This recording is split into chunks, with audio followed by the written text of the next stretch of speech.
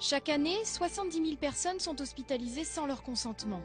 Alors que la loi qui encadre ces hospitalisations vient d'être réformée, la réalisatrice Lorraine de Bézieux a enquêté sur le monde de la psychiatrie.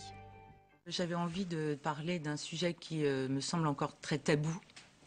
Je pense que la folie fait peur encore aujourd'hui et que j'avais envie de parler des fractures de la société, ça en fait partie.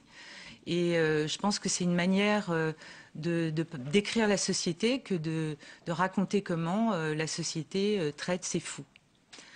C'est un enjeu important. On dit souvent des prisons aussi, c'est une façon aussi de voir quel est le niveau d'une société. Exactement. Hein, de voir comment elle gère à la marge les personnes qui ne sont pas dans le circuit commun, et qui sont privées de liberté. C'est un enjeu important parce qu'il y a à peu près 70 000 personnes qui sont hospitalisées sous contrainte par an et que ça correspond à peu près au nombre de personnes qui sont incarcérées. C'est équivalent. Donc c'est vrai que c'est comparable, l'enjeu est important et il nous semblait important de donner la parole aux personnes concernées. Qu'est-ce qui est dur dans l'histoire quand on est la mère d'un enfant comme ça qu'on demande à hospitaliser? C'est quoi? C'est la trahison qu'on semble lui faire?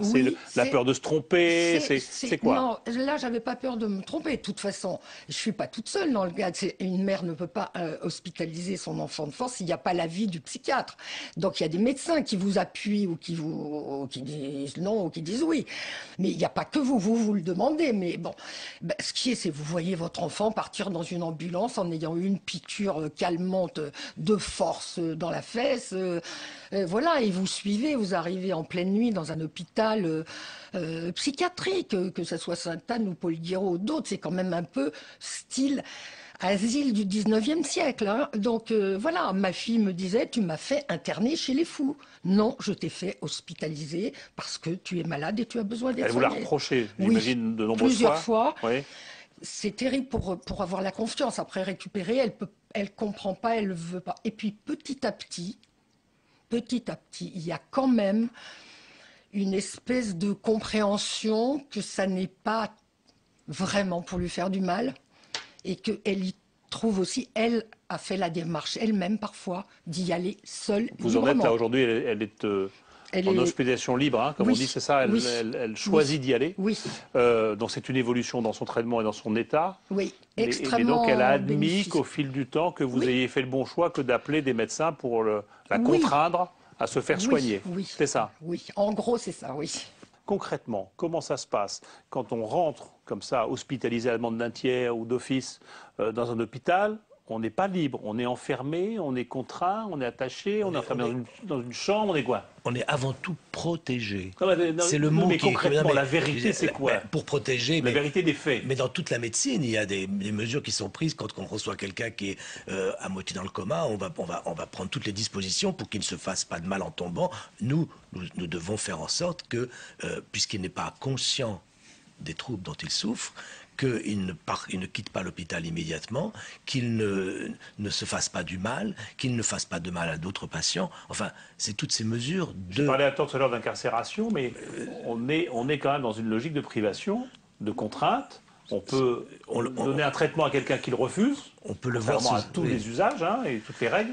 On peut le voir sous ce regard-là, mais pour moi, c'est la protection. C'est pas une critique. Oui, c'est une protection nécessaire et qui n'est pas discutable. L'arrivée du juge, c'est très très difficile à vivre pour les psychiatres qui jusqu'à présent étaient un peu maîtres chez eux et qui sont maintenant obligés effectivement de justifier encore une fois la privation de liberté. Nous avons eu de longs débats à l'Assemblée pour savoir si le juge devait aussi intervenir dans l'obligation de soins.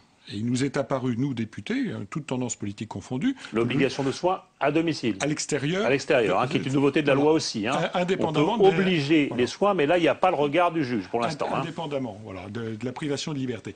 Il nous a semblé que le juge n'avait pas à intervenir sur l'obligation de soins. Ça, c'est le rôle du médecin, c'est le rôle du psychiatre. À côté de ça, la notion de privation de liberté, elle est fondamentale. Et ça, ce n'est pas du ressort du médecin, c'est vraiment du ressort du juge de la liberté. Qu'est-ce qu'il connaît, le juge, à savoir si tel ou tel patient est en mesure ou pas de sortir? Alors, ça se passe plus ou moins bien selon que les juges se déplacent à l'hôpital ou pas.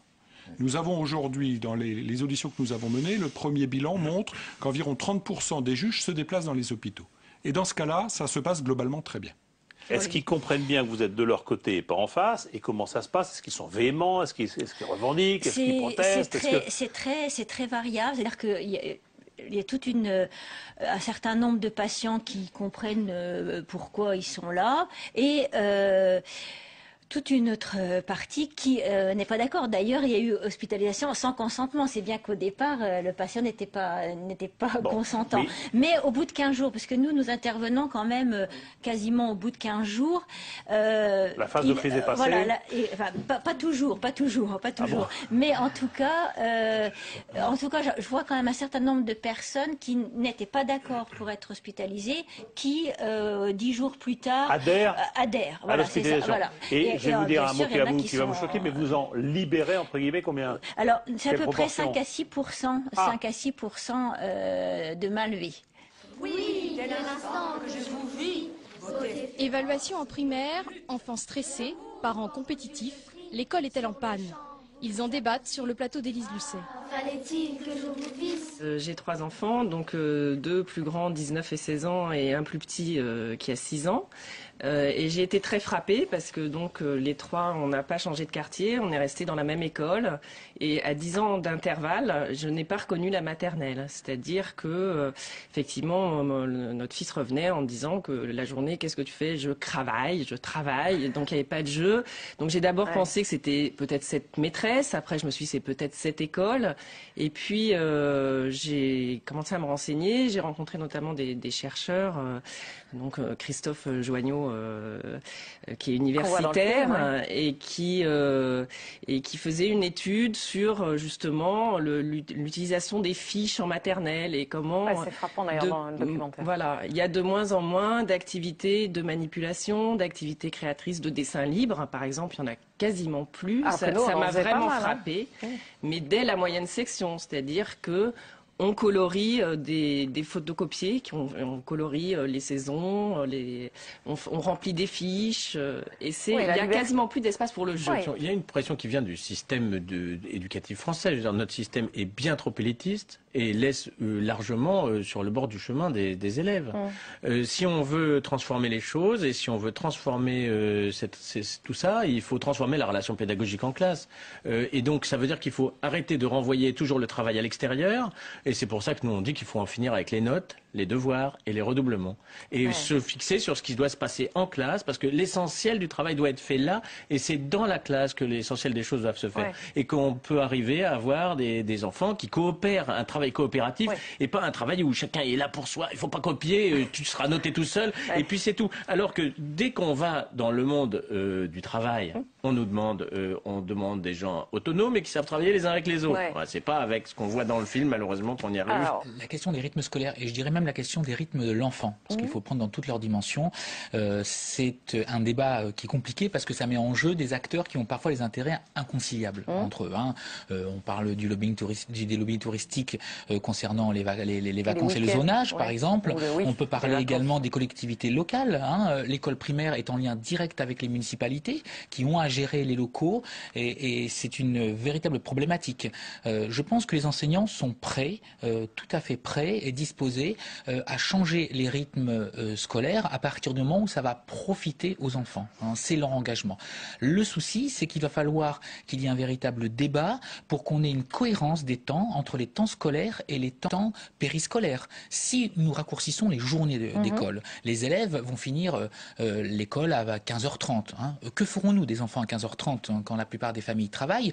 Ce temps-là va s'ouvrir et il sera de la responsabilité des collectivités locales. Et il faut que les mairies aient à ce moment-là les moyens de prendre en charge les élèves sur ce temps-là, en offrant un temps éducatif de qualité, avec des animateurs formés dans des locaux adaptés à leurs besoins physiologiques. L'égalité des chances, la fameuse égalité des chances dont on nous parle beaucoup, n'est qu'une illusion. Plus on vient d'un milieu social favorisé, plus on a de chances de s'en sortir avec l'école d'aujourd'hui. Alors justement, Marie Durubella, vous qui êtes sociologue, ça, c'est quelque chose qui est symptomatique de notre école aujourd'hui? C'est pas typique à l'école française. Dans tous les pays de niveau de développement comparable, on a ce constat. Simplement, c'est un peu plus marqué dans notre pays. Il ne faut pas non plus... C'est pas terriblement plus marqué, mais c'est un peu plus marqué dans notre pays. Dans tous les pays, pourquoi? Parce que les enfants arrivent à l'école déjà inégaux. Tout ce qui se passe dans la famille entre 0 et 3 ans, c'est pas un détail. Non, les parents ont des ressources intellectuelles et matérielles inégales.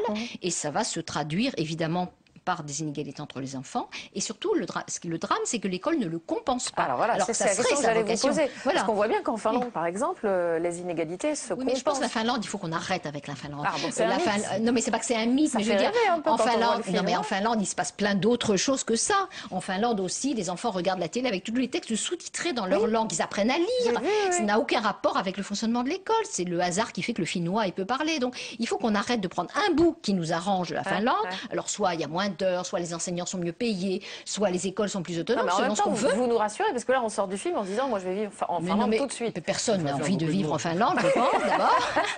Et il y a peut-être d'autres comparaisons qui sont peut-être plus intéressantes. Par exemple, le Canada est un pays inégalitaire, et pour autant, l'école est plus égalitaire. Ça doit nous interpeller. Dites-nous pourquoi, alors, parce que qu'est-ce qu'ils mettent en place pour que ça devienne plus égalitaire? Il y a, de ce point de vue-là, c'est comme tous les pays qui sont plus inégalitaires, il y a une intégration des enfants des minorités ethniques en particulier qui sont très répandues, évidemment, au Canada. Il y a un souci de la réussite dès les premiers niveaux. Nous, le problème, c'est qu'on laisse s'accumuler les échecs. Et après, c'est coûteux et c'est impossible à corriger.